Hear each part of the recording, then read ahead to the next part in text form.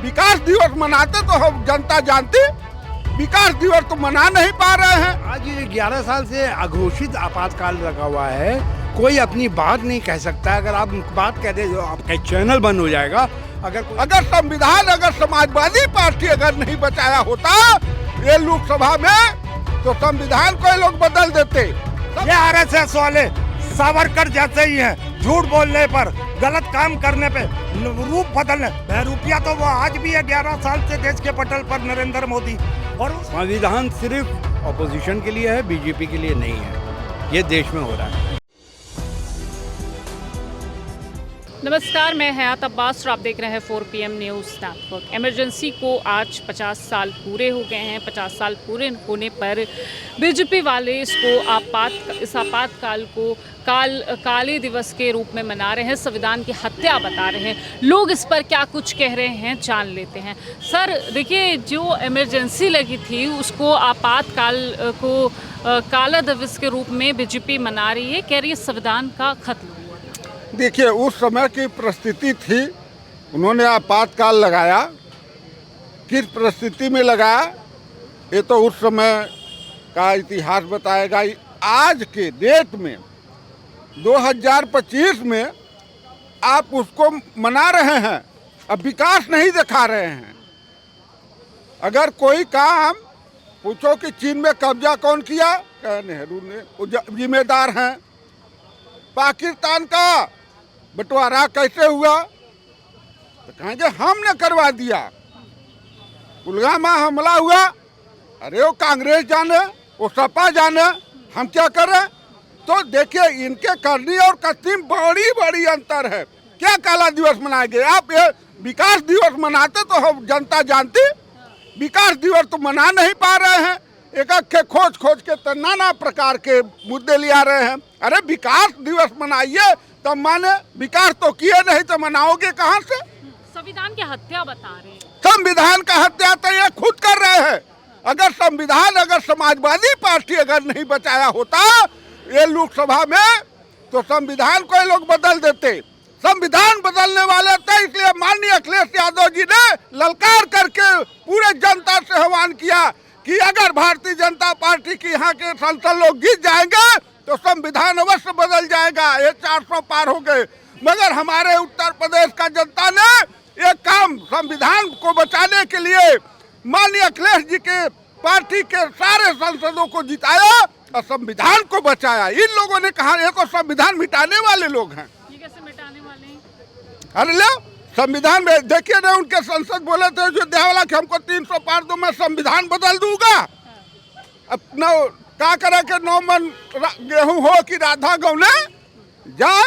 ये तो भाग्य मनाइए नीतीश बाबू को कि उन्होंने समर्थन दे दिया, चंद्रबाबू नायडू ने समर्थन दे दिया कि सरकार चल रही है। नहीं, सरकार तो उनका आज भी गिर जाए, 2 आदमी खाली समर्थन खींच ले तो इनके में कुछ दम नहीं है। ये जनता को बलगला रहे हैं, झुठला रहे हैं बस, और कोई इनके में दम नहीं है। कोई विकास का रास्ता नहीं, कोई विकास का काम नहीं। नौजवान घूम रहे हैं उधर, व्यापारी उधर लूटे जा रहे हैं। तमाम गुंडा राज हो गया है, गुंडा राज, जंगल राज, गुंडा राज कुल हो गया है इस शासन में। कोई शासन नाम का चीज नहीं। तहसील में चले जाइए वहाँ घुसबाजी, थाने में चले जाइए वहाँ घुसबाजी। जहाँ फ्री में काम होना चाहिए, कागज में बिना पैसा दिए किसी का काम हो नहीं रहा है शासन काल में। देना चाहिए तिरंगे का रंग, भगवा लहरा देना चाहिए। ये तिरंगा फहराए कहाँ है कभी? आरएसएस वाले कभी अपने मुख्यालय पर झंडा फहराए नहीं। ये तो दबाव में आज फहरा रहे हैं। नहीं तो झंडा का कीमत क्या? झंडा देश का शान है, भारत का शान है। झंडा के विषय में ये लोग कुछ कहेंगे, उसी दिन सरकार इनकी खत्म हो जाएगी पूरे भारत से। चाहे कोई प्रांत में सरकार हो, चाहे देश में सरकार हो, या झंडा के ऊपर हाथ उठाएंगे, देश के शान के ऊपर हाथ उठाएंगे, उस दिन भाजपा की सरकार गिर जाएगी पूरे देश पे। हम नहीं हो रहा है, इसलिए मैं फिर पुनः 2027 में समाजवादी का सरकार बनेगा उत्तर प्रदेश में, और माननीय अखिलेश यादव जी उत्तर प्रदेश के मुख्यमंत्री बनेंगे। तब संविधान बचेगा, विकास होगा, विकास का रास्ता चलेगा। आप देख लीजिए, माननीय अखिलेश यादव जी ने लखनऊ आखरा एक्सप्रेस वे बनाया, आज उस पर कितने लोग चलते हैं, गुण गाते। एक इनका रोड देख लीजिए, हमारे मिर्जापुर के ही बगल से निकला है रिंग रोड, साल भर नहीं बीता था, गढ़ही गुढ़ा टूट टाट खत्म हो गया।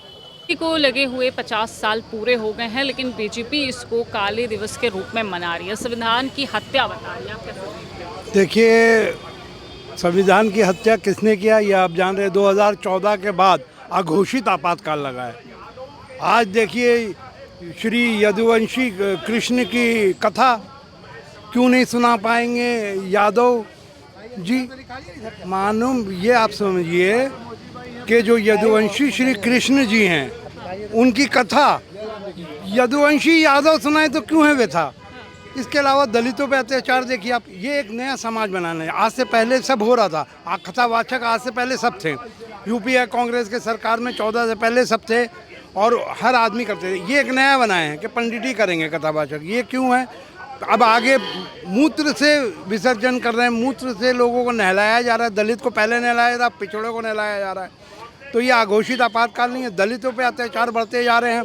आप बताइए, 19 अप्रैल को दलित को मारा गया, उसको रास्ते में बताया गया, 4 लोग थे दबंग, उनके गाड़ी से कुचल दिया उनको। उसके बाद आपका जाके यहाँ पर बनारस प्रयागराज में आधा दर्जन लोग दलित को मारे हैं और पेशाब पिलाए हैं। उसके बाद एक हमीरपुर की घटना है, टैक्स नहीं दिया दबंगों को तो दोनों कान दलित के काट लिए गए। तो संविधान को कौन ख़त्म कर रहा है? आप बताइए, गूंगी बहरी बेटी जो रामपुर की थी, उसको बलात्कार गैंग रेप करते हैं, उसके बाद उसके प्राइवेट पार्ट को जलाते हैं। क्या कौन लोग हैं जो संविधान को ख़त्म कर रहे हैं धीरे धीरे? और एक ऐसे नई न्यू इंडिया का बता रहे हैं कि भैया ये न्यू इंडिया है, यहाँ पर संविधान, और अंबेडकर को गाली देते हैं अंग्रेजी में, fashion fashion fashion. Amit Shah ji तब भी कोई नहीं। संविधान तब हुआ था तो हम लोग ने सब ने विरोध किया था उसका, और उसके बाद वो इमरजेंसी वापस हुई। पर आज ये जो 11 साल से अघोषित आपातकाल रखा हुआ है, कोई अपनी बात नहीं कह सकता। अगर आप बात कह दे, आपका चैनल बंद हो जाएगा। अगर कोई आम बात कह देगा, यूपीए लगा जाएगा। जब वोट लेना आता है तो झोला फेंका के अल्लाह के नाम मेरी झोली तो भर दे, बटोगे तो कटोगे, यही योगी जी बोलते हैं। और आज कहाँ गए योगी जी? जब ये अत्याचार हो रहा है दलित पे, पिछड़े पे, तो योगी जी बोल नहीं रहा, बेका नहीं है। तो ये सब बात है। और स्टूडेंट की ऐसी तैसी की जा रही है, लगातार की जा रही है। अब राठौर को ले लिया, उसको बेचारी का पाकिस्तान में वायरल हो गया। अरे तुम लोग सुप्रीम कोर्ट को गाली तुमने दिया, तुमने कर्नल सोफिया को गाली दिया, तुमने आर्मी चीफ को नालायक कहा, तुमने सेना को कहा कि मोदी जी के नतमस्तक हो जा रहे हैं। क्यों नहीं उनमें कार्रवाई होती? बीजेपी वाले में क्यों कार्रवाई नहीं होता? ये संविधान कहाँ चला जाता है? तब संविधान सिर्फ अपोजिशन के लिए है, बीजेपी के लिए नहीं है। ये देश में हो रहा है। तो क्या ये बीजेपी का दोहरा चरित्र है कि सिर्फ ऑपोजिशन को टारगेट करना है, ऑपोजिशन खत्म कर रही है संविधान कह रहे हैं, और आज जो चल रहा है माहौल, उसको देखते हुए आपको क्या लगता है? मैम देखिए, संविधान का ये क्या बात करेंगे। नरेंद्र मोदी ने कहा था 2024 के चुनाव से पहले, अब की बार 400 पार बदल देंगे बाबा साहब का संविधान। ये तिरंगा यात्रा निकालते हैं, और तिरंगा यात्रा में इन्होंने तिरंगे का कितना बड़ा अपमान किया। एक पैरेलली बहुत लंबा सा एक तिरंगा लेकर आदमी एक उसको सर के ऊपर से लेके चल रहा है, दीवारों पे लगा दिया, सड़कों पे लगा दिया। तिरंगा तो हमारी ऐतिहासिक प्लेस, सरकारी जितनी हमारी प्लेस हैं, चाहे वो लाल किला हो, चाहे वो इंडिया गेट हो, कुछ खास जितने भी सरकारी जो विभाग हैं उनमें तिरंगे का एक चलन था। तिरंगे का किस तरीके से ये भेजा इस्तेमाल कर रहे हैं, किस तरीके से उसको आप बेइज्जत कर रहे हैं, अपमानित कर रहे हैं। ये क्या करेंगे संविधान की रक्षा, और ये क्या करेंगे? आज इमरजेंसी पे भी आप एक सवाल कर रही थी, तो इमरजेंसी पे मैं 16 साल का था, और मुझे आज भी बदस्तूर याद है। मुझे एक मेरे चेहरे के सामने इमरजेंसी घूम रही है। मैं बताता हूँ, इमरजेंसी में कुछ नहीं हुआ था। इमरजेंसी में कांग्रेस पार्टी की इंदिरा जी ने सिर्फ इसलिए इमरजेंसी लगाई थी कि देश के संविधान को खतरा था, देश की अस्मिता को खतरा था। ये किस तरीके से विपक्ष इस तरीके से लामबंद होकर देश में माहौल खराब करने का काम कर रहा था, तब इंदिरा जी ने वहाँ पर इमरजेंसी लगाई है। और इमरजेंसी के दौरान वही आपत्तिजनक, वही जो गुंडा दंगा फसाद कर रहे थे उन्हें अरेस्ट किया गया। मैं आम आदमी था, मुझे क्यों नहीं अरेस्ट किया गया? मैं 2.5-2 साल तक, जितने भी साल इमरजेंसी लगी, शायद 2.5 साल, मैं आराम से खुलेआम अपने स्कूटर वाहन में घूमता रहा। मुझे तो कोई दिक्कत नहीं थी। हाँ, कुछ व्यक्तिगत दुश्मनियाँ जरूर पुलिस वालों ने निभाई थी कि भाई ये साला बहुत परेशान करता है, ये नेता बड़ा परेशान करता है, ये आम आदमी बड़ा परेशान करता है, इसको लपेटेंगे। वो जरूर हुआ थोड़ा बहुत, वो भी एक दूसरे की दुश्मनी में लोग लड़ गए और पुलिस वाले को खिला के कि यार इसको डाल दो इमरजेंसी में 8-6 महीने के लिए, ये भी अंदर हुआ है।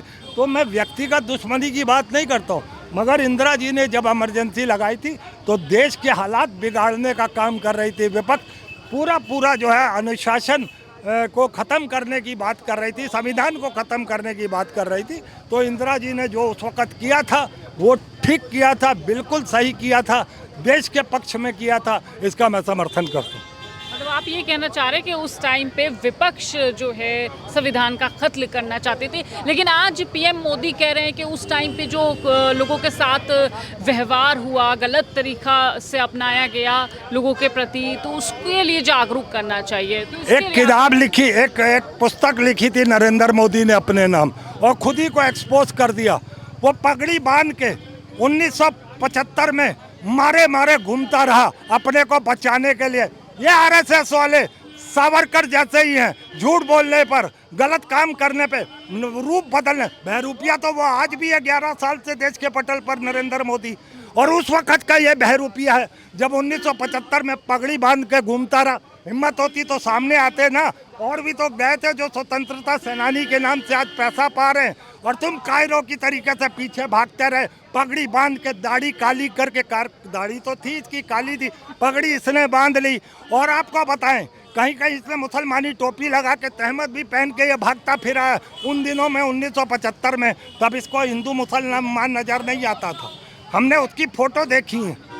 तो आप ये समझिए कि ये क्या करेंगे। आरएसएस वाले तो खुद ही देश में आग लगाने में तुले हुए थे, और अगर उनमें से कोई अंदर गया है तो जो देश के हालात ख़राब करे थे 1975 में, इनको तो अंदर करना ही चाहिए था। जो देश की अस्मिता पर सवाल उठेगा तो इंदिरा जी का मैं उस कदम का स्वागत करता हूँ।